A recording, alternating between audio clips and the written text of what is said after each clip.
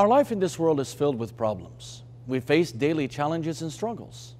And it really doesn't matter where we go, these troubles and hardships confront us, causing us to have fear and anxiety. There are even times when problems become so severe that others feel helpless and miserable. Well, in the face of such problems, it is but natural for people to seek for a solution.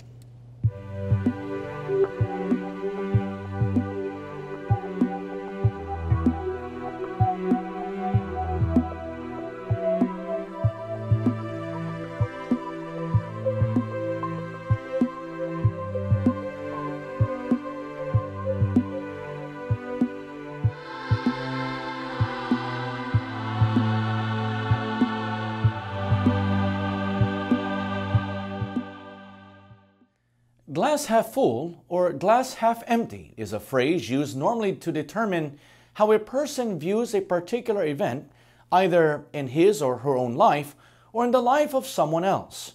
If one's outlook on life is a glass half empty mentality, then one might conclude that that person is pessimistic or views events negatively.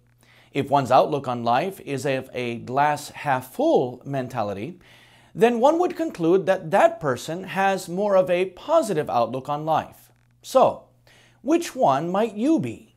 Why do some people have a positive outlook on life while others have a negative outlook on life? And how would these kinds of mentalities affect us?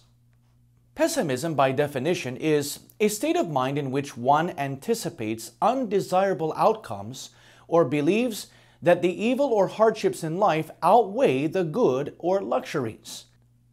While optimism is defined as a mental attitude or worldview that interprets situations and events as being best optimized. So people could experience the same exact event and yet react to it differently just because of how they perceived or interpreted that event in their own life. We would like to think that in any experience in life, we would always have a positive reaction to it.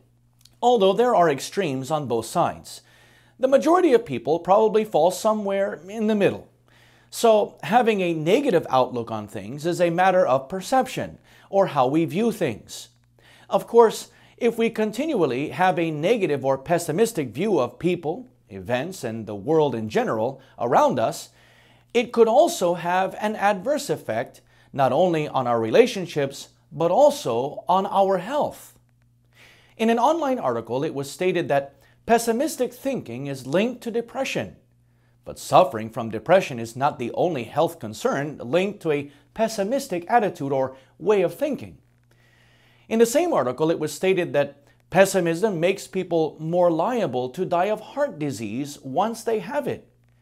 Additionally, in a study by the Mayo Clinic in Minnesota, the medical histories of 839 people were tracked over 30 years. They had all completed a standard personality test between 1962 and 1965, measuring their optimism. There were 124 optimists, 197 pessimists, and 518 in between. Their death rates were compared, and every 10-point increase in pessimism was associated with a 19% increase in death rate. So, with this kind of sample, one might conclude that a good percentage of the world might be in this predicament. Why?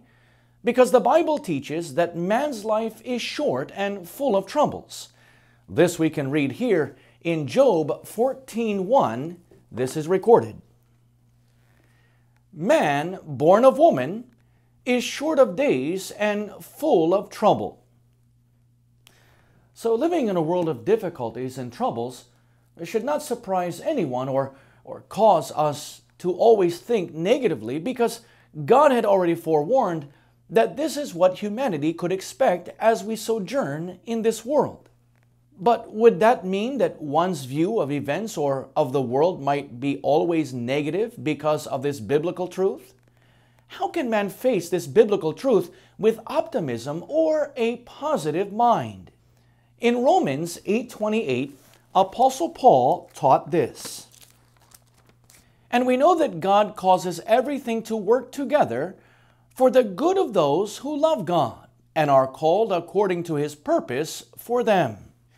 So we need to understand that God causes everything to work for our own good. So regardless of what one might experience, strive to learn and understand the good that God wants us to see through whatever experience, so that the end result is that we keep a positive outlook on life. We draw closer to Him and understand and fulfill His purpose. Having and keeping a positive mind, outlook, or being optimistic is truly beneficial, not only by keeping us from unwanted illnesses or ailments, but also because it helps us deal with whatever life brings us. I mean, who wants to be around people who are always negative? We need people who can positively motivate us to get through life's difficulties. Someone who is positive in a negative world. The Bible is replete with examples of people who were confronted with grave situations and yet did not fall into despair.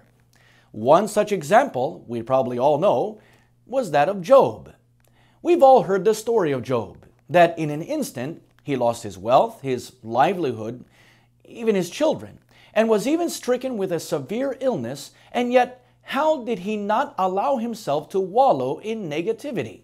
In Job 23:10, this is what he proclaimed. But He knows where I am going, and when He tests me, I will come out as pure gold.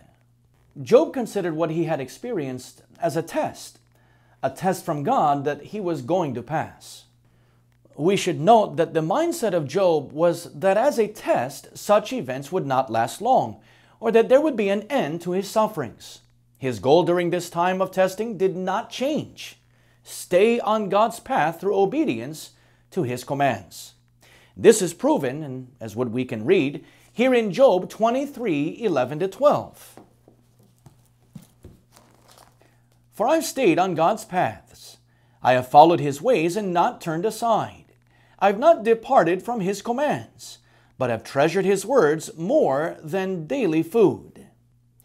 In the end, when Job had held fast to the teachings and commandments of God, God had given him blessings greater than what he had before.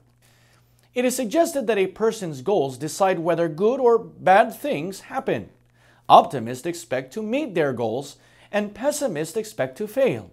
The pessimist cannot meet his goals because his goals have unreasonable expectations. Job's goal did not change, even in the face of great adversity, and in the end of it, he was rewarded.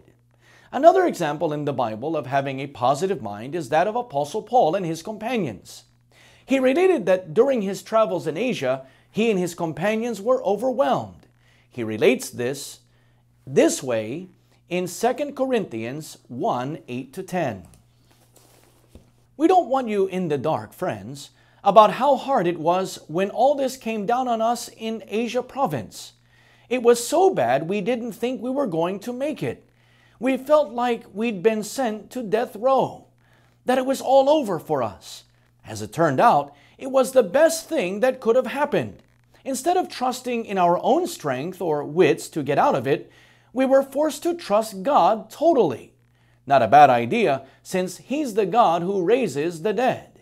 And He did it, rescued us from certain doom. And He'll do it again, rescuing us as many times as we need rescuing. As we can see, Apostle Paul stayed very positive in a negative situation because he was made to understand the reasoning for its occurrence. In this instance, God wanted Apostle Paul to fully trust in Him for the help to get through this dire situation. Maybe your situation is not as dire as that of Apostle Paul, but the lesson we should learn from his experience is that there will also be times wherein we won't think we'll be able to make it or get through it, complete it, or accomplish what we've set out to do. But like Apostle Paul, we should not view this negatively. Rather, use it as an opportunity to understand what God is wanting us to learn from it, and then trust Him also to help us get through it. Why? Is there anything we need that God cannot provide? Apostle Paul again teaches us in Philippians 4:19. My God will use His wonderful riches in Christ Jesus to give you everything you need. So whether it's wisdom, knowledge, patience, endurance, strength, deliverance, or whatever your daily needs are, God can supply them, so that in any given situation we find ourselves in, we will triumph over it. In this way, no matter what the problem, no matter how great the challenge, and even against all odds, just remember to trust in God. He will always provide us the solution.